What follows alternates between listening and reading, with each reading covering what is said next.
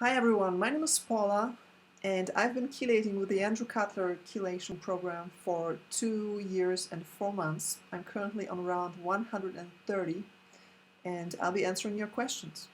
I asked you to post questions on the Andy Cutler Chelation think tank group on Facebook and I'll be answering them one by one. So the first one is by Carl. He asks, what do you think are the most important supplements to be taking while chelating?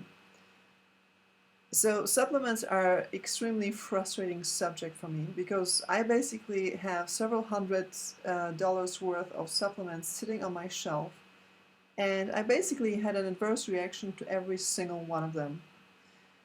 And so the only supplement that I've been taking consistently throughout chelation was magnesium.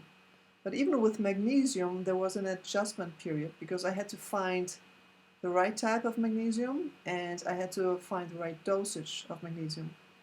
Why? Because I actually found out that magnesium, if I was taking the wrong kind or if I was taking too much of it at one time, it would give me actually the opposite symptoms of what it is supposed to do. So magnesium, for example, is supposed to be a muscle relaxant, and hence when you take too much magnesium, it will relax the muscles in your digestive system, and people end up having diarrhea, right? A magnesium-induced diarrhea. But when I was taking too much magnesium at one point, it would actually make me constipated. Another thing that magnesium is supposed to help you with is insomnia. Now, when I was taking at some point too much magnesium, it would actually make me all nervous. It would make my heart race,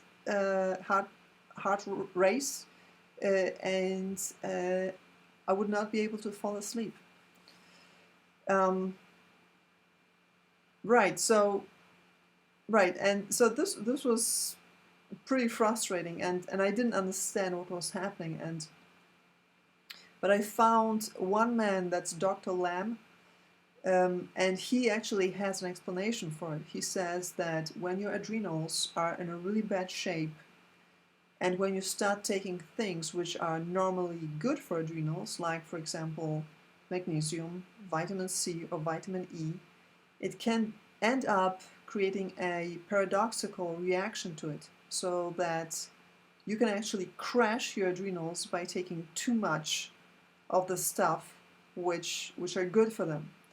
And this is really, he's the only one that said something about what was happening to me that made sense.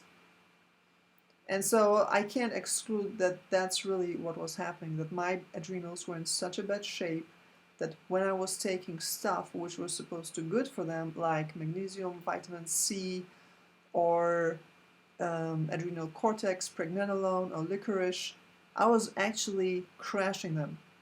So long story short, I ended up only taking magnesium and only small dosages of like 150, 200 milligrams several times per day, like 3, 4, 5 times per day. And I was taking this primarily because to sleep well, to have regular bowel movements, and to not have any cramps. Because if I would not take any magnesium, I would get really bad cramps. And so that's really the only thing that I've been taking continuously throughout chelation. I tried vitamin C. It was giving me some weird emotional symptoms, was making me flaccid and like without motivation. And was also making my stools very, very sharp, that I actually ended up bleeding from my anus. And something that I've never had before. And ever since I stopped taking vitamin C, I stopped having that issue.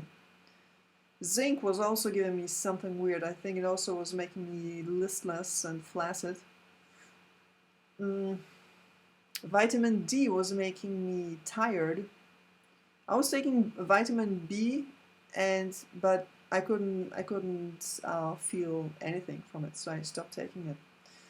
Then I would also take I was also taking molybdenum. I don't know whether I pronounced it correctly. And that would give me instant diarrhea. Vitamin E was giving me instant diarrhea. Choline gave me the worst cramp in my calves ever of my life. I was in pain for 5 days. It was the most horrendous experience.